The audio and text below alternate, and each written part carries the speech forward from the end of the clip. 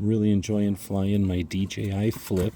This is a fast get into action drone with a really high quality camera. In fact, I think this one might have the highest quality camera of all of my drones.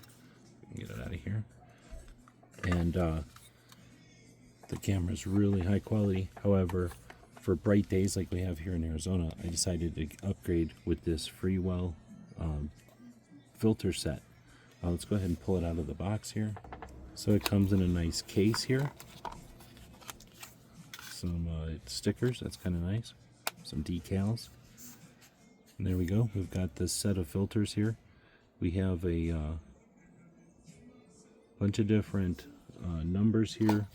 We have ND 8, 16, 32, 64, and then a 1000. There's also a UV lens.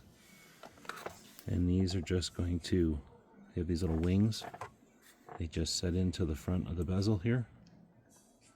That's simple.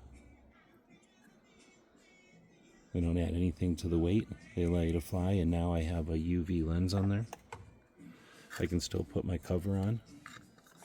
And then I have all of these in a nice case that I can keep with in my accessories, my possibilities bag over here.